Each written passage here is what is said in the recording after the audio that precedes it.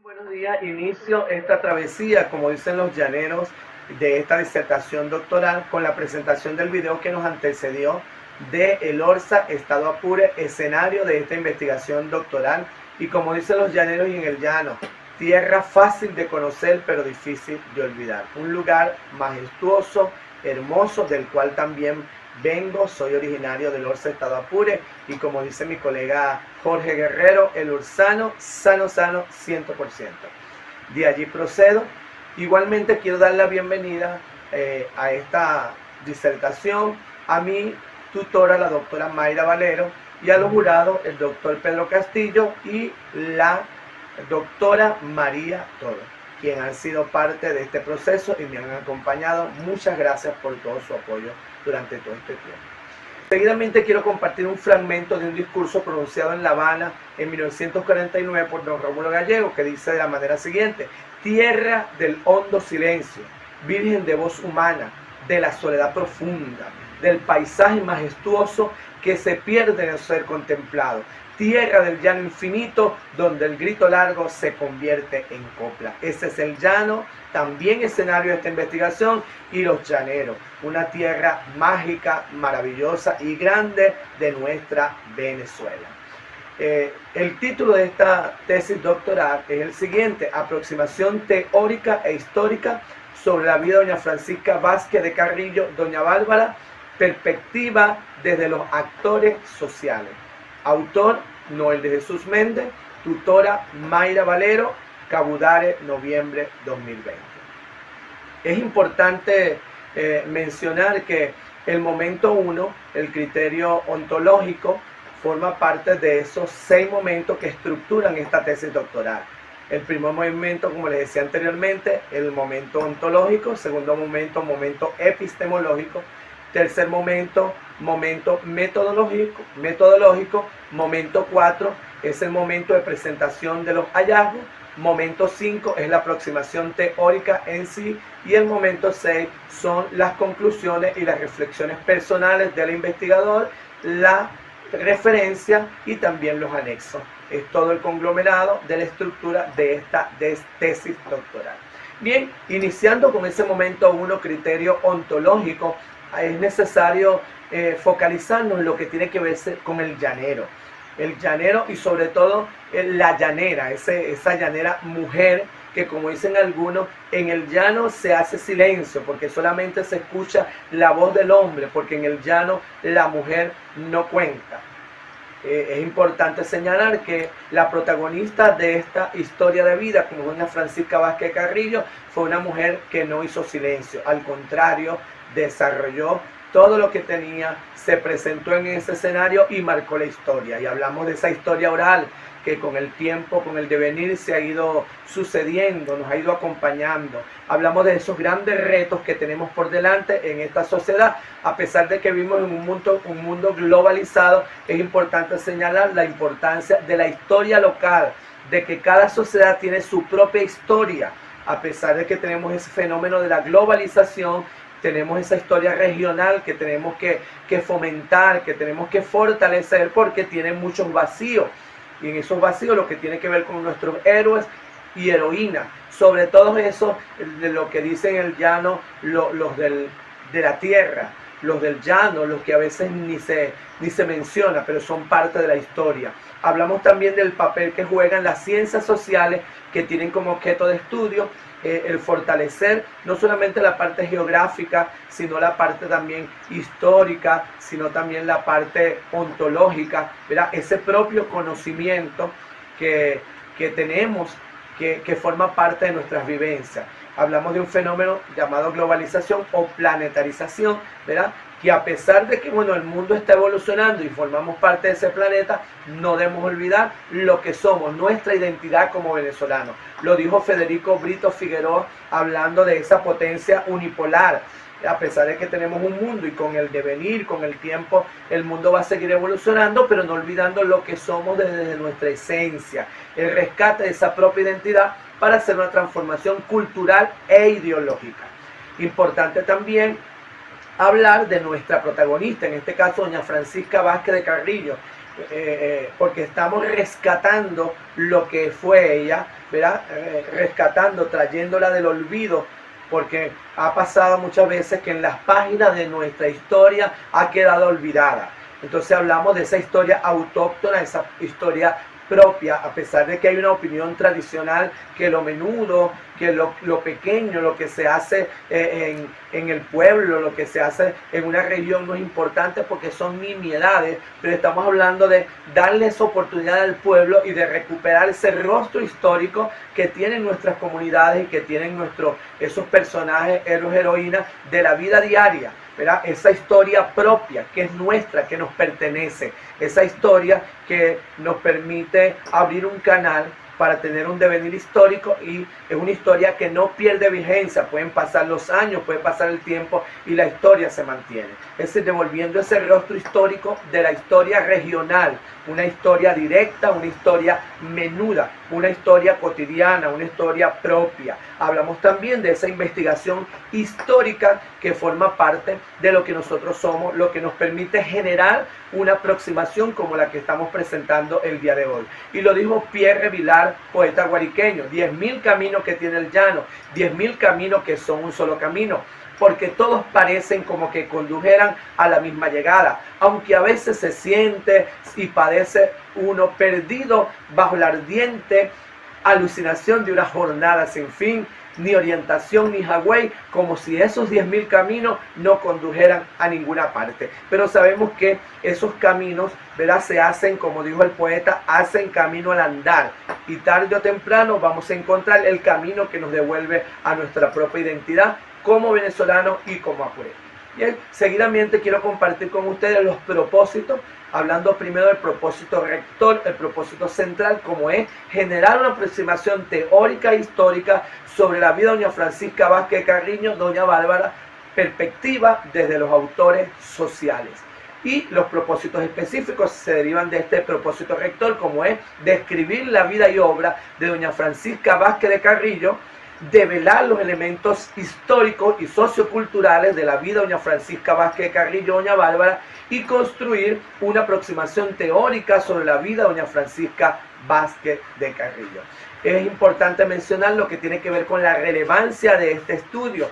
Este estudio tiene un alto significativo teórico en virtud de que se realizará una exhaustiva investigación bibliográfica, la cual permitirá comprobar la importancia de las historias de vida como parte integral de la vida en sociedad, constituyéndose en un instrumento fundamental para el conocimiento del ser humano y de su entorno. Igualmente, compartir con ustedes la línea de investigación de la Universidad Fermín Toro, es Educación para la Participación y el Protagonismo Social en el área temática la construcción de saberes para la construcción social. En este caminar o en este transitar llegamos al momento 2, criterio epistemológico. Y allí es importante señalar lo que tiene que ver con esos antecedentes históricos, comenzando con ese resumen histórico que en esta investigación de historia o esta historia de vida juega un papel importantísimo, porque nos ubicamos en la época epicentro y escenario de nuestra historia, en este caso la Venezuela del siglo XX. Igualmente en la parte política, lo que tiene que ver con esas dos grandes gestas, podemos decir que es independencia y federación, con los caudillos, dentro de ellos nuestro general José Antonio Páez, y en esta época fue una época muy inestable porque hubo constantes cambios de líderes. En la parte económica hablamos de esa Venezuela basada en la agricultura, ¿verdad?, específicamente en la siembra de cacao, de tabaco, de añil y también de las plumas de garza. Y finalizamos con esa Venezuela en la economía, con el boom petrolero, el cambio que hubo de esa Venezuela agrícola a una Venezuela agropecuaria, a una Venezuela petrolera.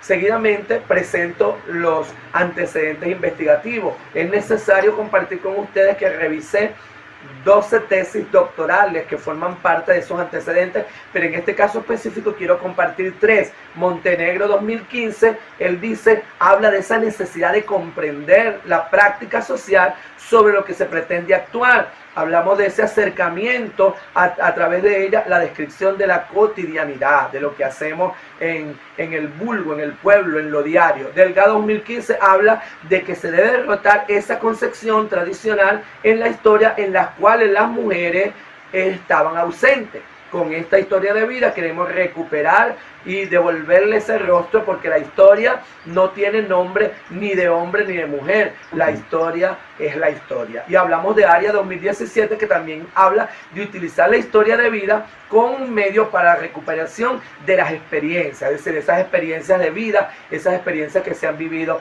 con el tiempo. Seguidamente comparto con ustedes los referentes teóricos.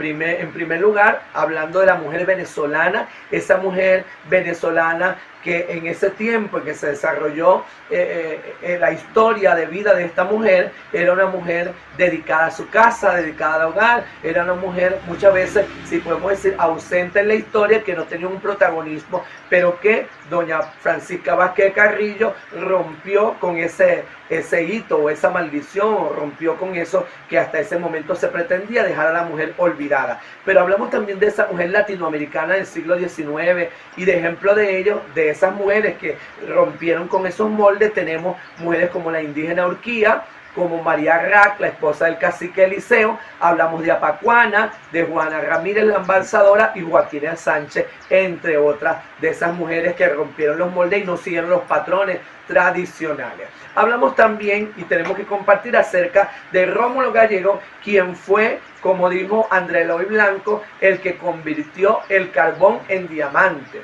porque fue quien recogió todo el testimonio acerca de Francisca Vázquez Carrillo y luego lo transformó en esa maravillosa novela llamada Doña Bárbara. Hablamos de ese escritor que le dio la internalización a esa novela, ¿verdad? También hablamos de un novelista destacado, cuentista, ensayista. También fue el primer presidente de Venezuela elegido en un sufragio directo y universal, y vive en Caracas hasta el día de su muerte en 1969. Seguidamente quiero compartir también acerca de Doña Bárbara, forma parte de nuestros referentes teóricos, la novela en sí, una novela que rompió el molde y que a partir de allí doña Francisca Vázquez Carrillo, aunque ya había fallecido del anonimato, partió al anonimato a tener una fama y hacerse conocer con una relevancia, si podemos decir, no solamente local, sino internacional. También es importante mencionar acerca de la sociedad venezolana. Esa Venezuela, un país agrícola, un país pobre, que luego pasa a ser un país desde el punto de vista económico fortalecido por el petróleo. Hablamos de esa Venezuela antes de 1908, ¿verdad? Se hizo una recuperación, una reformación en lo que tiene que ver con esa Venezuela. Es importante mencionar que durante esa etapa el general José Vicente Gómez mantenía el poder absoluto y hubo un cambio en la sociedad de esa Venezuela agrícola a esa Venezuela petrolera, a esa Venezuela de la bonanza. Igualmente, hacer referencia a esos grandes protagonistas que marcan esta historia y que han marcado la historia. Hablamos del abogado de Francisca Vázquez Carrillo, como lo fue don Andrés Eloy Blanco, nuestro poeta venezolano. Hablamos también de José Natalio Estrada, el dueño del Hato La Trinidad del Arauca, donde falleció Francisca Vázquez Carrillo y donde hasta los momentos está su tumba. Allí se construyó un museo en honor a Francisca Vázquez Carrillo. Hablamos también del cronista Argenis Méndez Echenique, también, que ha manejado la historia, no solamente en el estado de Apure, cronista del estado de Apure, cronista de San Fernando de Apure, y ha recogido también mucha información acerca de Francisca Vázquez Carrillo. Y finalizamos con uno de los informantes claves muy valiosos, como fue Antonio José Torrialba Hosto, conocedor del llano, de los llaneros, de las costumbres, quien fue el que compartió con don Rómulo Gallego toda la información que vemos plasmada en la novela Doña Bárbara acerca del llano, de los llaneros, de las costumbres, y doña Francisca Vázquez de Carrillo. Lo decía Marc Bloch: no existe en el mundo obra completa alguna. Lo esencial es abrir camino, con cuya opinión concordaba su coterriano Pierre Vilar al expresar que la historia es siempre ciencia en construcción. Es decir, es una historia que todavía no ha terminado de escribirse, porque la historia cada día se abren nuevas páginas para construir nuevas vidas y construir nuevos caminos.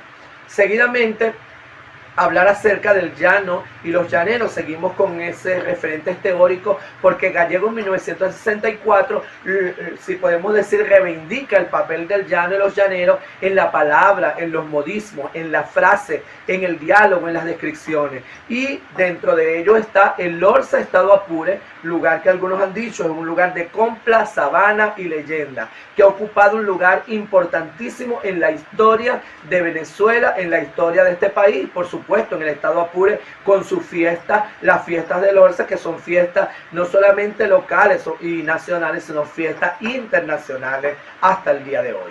Y en cuanto a las teorías que fundamentan y sustentan esta investigación, hablamos de materialismo histórico de Carlos Marx y Federico Engel. Habla de desentrañar el mecanismo de denominación que subyuga a las mujeres. Hablamos también que es un estudio, allí se estudió el desarrollo histórico de la familia, el patriarcado y también el matriarcado, y las causas estructurales de la desigualdad que existen entre el hombre y la mujer hasta el día de hoy, porque desde hace mucho tiempo se ha tratado de luchar por esa igualdad, y bueno, seguimos en ese camino luchando por encontrar esa igualdad entre hombres y mujeres.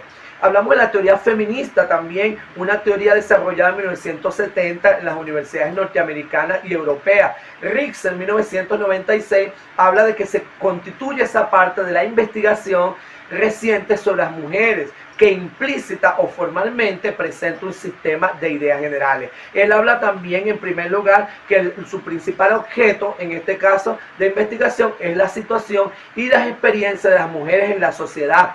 En segundo lugar, considera a las mujeres como sujetos centrales del proceso de investigación, porque como sabemos, por mucho tiempo a la mujer se le dejó a un lado, y con esta teoría feminista se recupera ese objeto de estudio. Y en tercer lugar, la teoría feminista es una teoría crítica y activista que actúa en nombre de las mujeres. Hablamos acerca de los estereotipos. Lippmann definió los estereotipos de la siguiente manera: como imágenes en nuestra cabeza. En inglés, picture in our head. Hablamos también de esa función simplificadora de la realidad. Allí tenemos aspectos cognitivos, también funciones defensivas, la parte de los valores, la parte de los derechos, la parte de la posición del grupo dentro de los estereotipos. Distintas aproximaciones teóricas como Atmore, Del Boca y Wisi hablan también del concepto de estereotipo como procesos cognitivos y motivacionales. Y Tucker, en 1981, clasifica la función de los estereotipos como nivel individual y nivel social. Y también tenemos que compartir lo que es estereotipo de género. García 2015 dice que son estructuras cognitivas que integran un conocimiento compartido sobre los rasgos característicos de hombres y mujeres. Entendemos que una cosa es la masculinidad y otra la feminidad, pero que no debe haber estereotipos entre los géneros, porque tanto lo masculino como lo femenino es importante. No solo forma la parte del conocimiento de cada individuo, hablamos también que alude a un conocimiento, en este caso consexuado, acerca de lo que tiene que ver con el hombre y la mujer. Y también Bacán habla de esos rasgos masculinos y femeninos que se han denominado y que son rasgos tanto angéticos como rasgos comunales. Y es importante mencionar, porque toda tesis doctoral o toda investigación tiene que tener un basamento legal, y hablamos de la Constitución de la República Bolivariana de Venezuela del año 1999, específicamente los principios fundamentales y los artículos 3, los artículos 21, 25, 56 y 60. Y de la Ley Orgánica de Educación hablamos de los artículos 3 y 4 y del artículo 15, que habla específicamente de los fines de la educación. Ese es nuestro basamento legal de esta tesis doctoral. En este transitar llegamos al momento 3, en este caso el criterio metodológico. La naturaleza de esta investigación es una naturaleza cualitativa. Esa cualitativa nos permite construir la realidad en este caso acompañada del método hermenéutico. Hablamos de esos datos descriptivos que son ricos, subjetivos, son variados y que nos permiten tener toda esa interdisciplinaridad, nos permite tener todo ese conglomerado de datos que enriquecen nuestra investigación. Hablamos de un tipo de investigación de campo, biográfico, documental y histórico, apoyado por supuesto con la técnica historia de vida. En cuanto al diseño de esta investigación, es una investigación documental de campo y el fenomenológico hermenéutico. ¿Por qué hablamos de esto? Porque es la forma cómo se recoge la información y se realizan interpretaciones y aportes desde el punto de vista científico. En cuanto a las técnicas de análisis de recolección de la información, la recolección de datos, tenemos la técnica de análisis documental, en este caso la entrevista en profundidad, ¿verdad? Aunque elaboramos un guión de entrevista y está organizado, tenemos una entrevista abierta, no estructurada o directiva, que es flexible, abierta, que nos permite tomar todos los aportes de esos informantes clave. Específicamente hablamos de 5 informantes clave en un escenario de investigación, que en este caso, como lo mencionamos anteriormente, es la localidad de Lorza, estado Apure. En cuanto al instrumento de recolección de datos, hablamos de un biograma, elaboramos un biograma, allí compartimos lo que tiene que ver con el plano de percepción subjetiva y tenemos una triple finalidad, lo que tiene que ver con los aportes de los autores o de los actores, el aporte de los informantes clave y el aporte del investigador.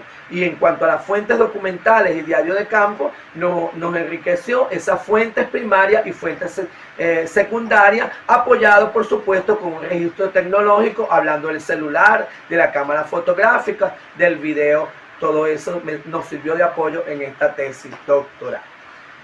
En cuanto a la validez y confiabilidad, que juega un papel importante en la investigación, quiero compartir con ustedes que en el caso de esta investigación cualitativa y esta investigación, esta historia de vida, la investigación misma es la que me da esa validez y confiabilidad, por supuesto apoyada por las grabaciones, por los audios y la fotografía, que son las evidencias de esta tesis doctoral. Específicamente fueron 5 informantes claves a quienes se les entrevistó y se seleccionó por su aporte significativo para esta investigación. En primer lugar hablamos del cronista del municipio de Rómulo Gallego, vea todo ese trabajo que ha realizado. En segundo lugar hablamos de un libro viviente, también alguien que está escribiendo un libro sobre Francisca Vázquez Carrillo, y 3 informantes clave que fueron bisnietas, es decir, familiares directas de doña Francisca Vázquez Carrillo, para un total de 5 informantes clave que nutrieron esta investigación doctoral.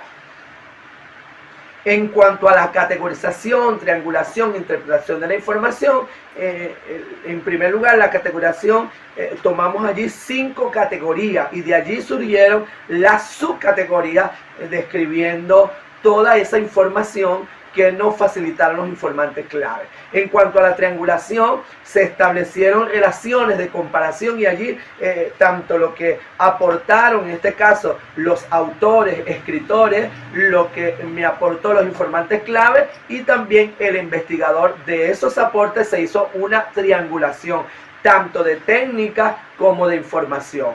Y eso nos permitió hacer esa interpretación de los hallazgos, un análisis de datos cualitativos, ¿verdad?, que nos permitió realizar o elaborar esa construcción biográfica o esa historia de vida. Seguidamente llegamos a ese momento 4, presentación e interpretación de los hallazgos. Se elaboró un esquema del algo, esa evolución cronológica de la vida de doña Francisca Vázquez Carrillo, que se dividió en 4 etapas. La primera etapa, que tiene que ver con la infancia hasta los 15 años de la vida de doña Francisca Vázquez Carrillo. La segunda etapa, juventud y madurez. La tercera etapa tiene que ver con desde los 25 hasta el momento en que falleció. Y finalizamos con la cuarta etapa hasta la actualidad, ¿verdad?, desde el momento de su fallecimiento, la ausencia física, hasta estos momentos que doña Bárbara o Pancha Vázquez sigue vigente en Venezuela y en el mundo. Y allí también compartir dentro de los hallazgos ese biograma, ¿verdad? Se hizo una trayectoria de la vida personal de Francisca Vázquez Carrillo, una antítesis de esa vida. Igualmente se compartió las tres dimensiones desde el punto de vista del escritor, desde el punto de vista de los informantes clave y desde el punto de vista de los autores y actores de esta investigación. Se hizo una valoración personal.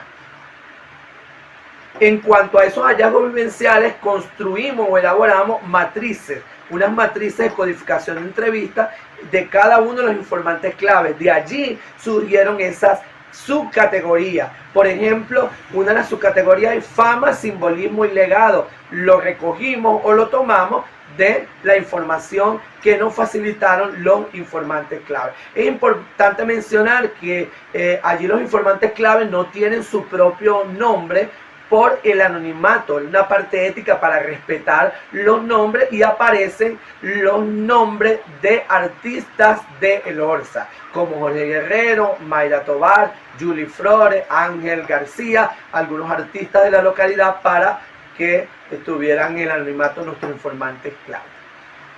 Y seguimos en esa travesía, nos encontramos con esa matriz epistémica que se elaboró, que surgió de esas cuatro subcategorías. En primer lugar, de esas cuatro categorías. En primer lugar, la vida de doña Francisca Vázquez Carrillo. En segundo lugar, la obra de doña Francisca Vázquez Carrillo. Tercer lugar, doña Bárbara como tal, finalizando con esos elementos históricos y socioculturales de la vida de doña Francisca Vázquez Carrillo. Bien, seguidamente les presento una imagen acerca de lo que es la triangulación de la información, hablando de esa postura del investigador, hablando de la postura de los informantes clave y también lo que han escrito algunos actores y autores acerca de Francisca Vázquez Carrillo.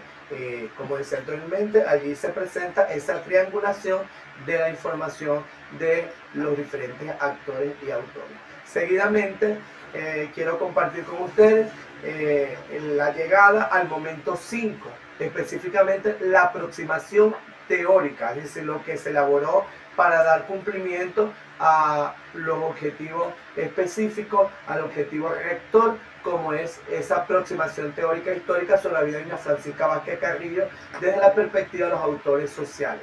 En este caso se elaboró esa aproximación con una introducción, una justificación del por qué, esa primera parte como titulada Pancha versus Bárbara, su génesis y vida. Una segunda parte que tiene como título Bárbara o Pancha, la transformación, su ausencia física, y todo eso me permitió construir esa aproximación teórica acerca de esta vida. Es importante también señalar que en el momento que el escritor Rómulo Gallego escribe esa novela, él toma aporte de lo que le compartieron los informantes clave, pero muchas de las cosas que él escribió tienen que ver también con la fantasía, con el verso, con la prosa, todo ese conjunto de imágenes que se construyen a la hora de elaborar una novela como es Doña Bárbara, que hace una novela importantísima en la historia de Venezuela.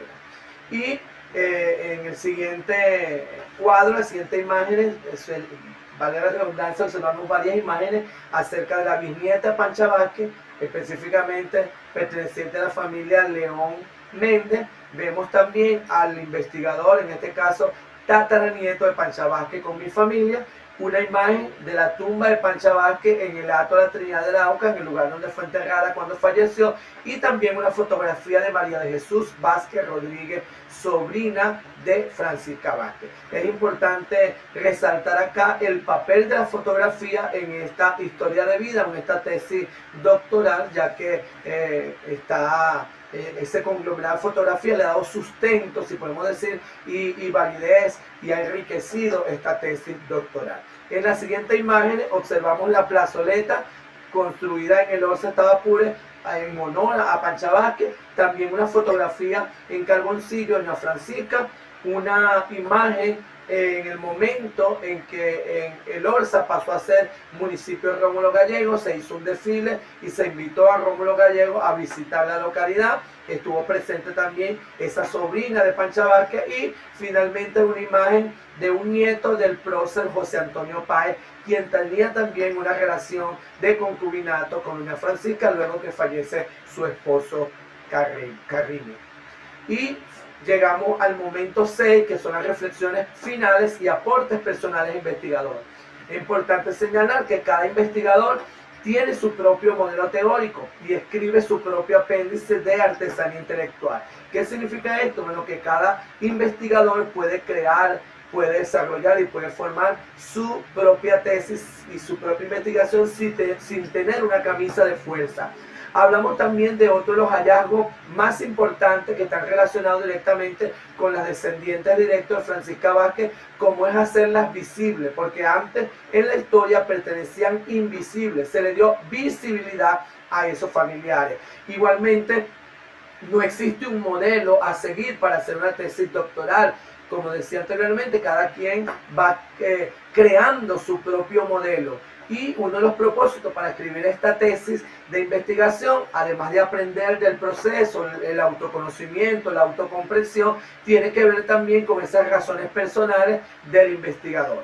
Para elaborar esta tesis, para llenar, si podemos decir, ese vacío y esa necesidad desde el punto de vista psicológico y sentimental. Igualmente, existen razones terapéuticas, ¿verdad? Conocer mis orígenes, conocer si es posible esa época oscura o esa época de sombra de mi vida, y algunos investigadores señalan que cuando hacemos una investigación no debemos separar mi experiencia de vida o mi historia de vida de la parte académica, sino que eso debe ir junto, no se debe divorciar esa experiencia personal, debe ir junta. Lo dijo Millis, ese escritor Millis me habla acerca de que eso debe estar unido, debe hacerse una especie de simbiosis entre esa experiencia personal y mi investigación y mis aportes académicos. Igualmente, compartir con ustedes los aportes personales investigador, dentro de ellos las ventajas de la historia de vida. Primero, es un espacio interdisciplinario, es decir, donde convergen diferentes disciplinas como la psicología, como la parte, si es posible, apologética, la narración, la prosa, es decir, toda esa cantidad de disciplinas convergen a la hora de escribir una historia de vida. Hablamos también de esa capacidad para abordar procesos sociales. Y recordemos que en este mundo de Dios, la sociedad y su entorno es un elemento importantísimo para investigar y para encontrar casos como tiene que ver con la muerte, con la vida, con la historia de los pueblos, con la historia de las personas, de los individuos y de la sociedad. Además, también se pone en relieve la parte subjetiva o la parte humana, porque muchas veces cuando elaboramos una tesis, son tesis a veces concretas, pero a veces el investigador se deshumaniza, y en este caso una historia de vida permite estar cargado de subjetividad. Otra cosa importante señalar es que se reconstruyen las identidades de sujetos silenciados o de sujetos que en la historia han estado en el anonimato. Con las historias de vida le damos una relevancia. Igualmente, el señalar que el relato fue lo más cercano posible a las palabras del investigador. No se cambió lo que los informantes clave me contaron o le contaron al investigador, sino que se mantuvo lo que ellos compartieron en ese momento. Y al escribir una tesis doctoral o una investigación, también existen dos modelos, como es el modelo apolineo y el modelo dioniásico, que en este caso el apolineo llevamos un mapa ya organizado lo que queremos hacer con la tesis, y en el modelo dioniásico se va construyendo, como dice el llanero, se hace camino al andar. Y en el caso particular, los dos modelos son importantes, porque a pesar de que el investigador ya lleva un guión, ya lleva elaborado, ya lleva todo de una manera planificada, en el camino van surgiendo diferentes aristas, en el camino van surgiendo diferentes situaciones que enriquecen esa tesis doctoral. En la historia de Francisca Vázquez Carrillo también se puede decir que es un camino progresivo al empoderamiento de la mujer, porque por largo tiempo la mujer ha estado silenciada, la mujer ha estado en el anonimato. Allí se reconstruye en ese ciclo vital de la vida de Francisca Vázquez Carrillo, que, si podemos decir, es el motor que genera todo este trabajo doctoral. Igualmente, recomendación del investigador es que se haga el uso de la libreta de campo, ese diario de campo donde podemos anotar lo que va sucediendo en las entrevistas, lo que va surgiendo en el campo de investigación. Y se destaca el valor subjetivo, como le mencionaba anteriormente, y el aporte que brindan los objetos e imágenes. En esta investigación, importantísimo el valioso aporte de la fotografía, de las imágenes, algunas actas que encontramos allí de la Fundación de San Fernando de Apure y muchos otros aportes que enriquecieron esta tesis doctoral. Y finalizo con dos pensamientos. Uno de Mijail Csikszentmihalyi que dice: las metas justifican el esfuerzo que exige al principio, pero luego será el esfuerzo el que justifique la meta.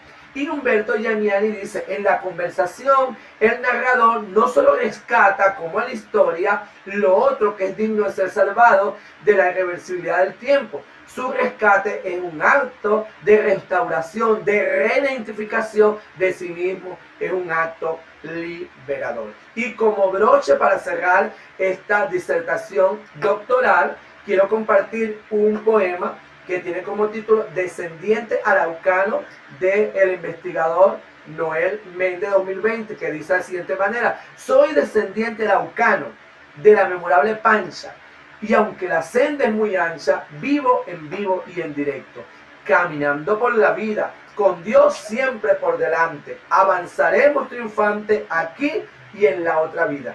Para mí es importante esta historia de vida que mostró lo impresionante de mi familia querida. Enfoque cualitativo, subjetivo y muy variado. Y con Delvia de mi lado, si así llueve, que no escampe. Gracias.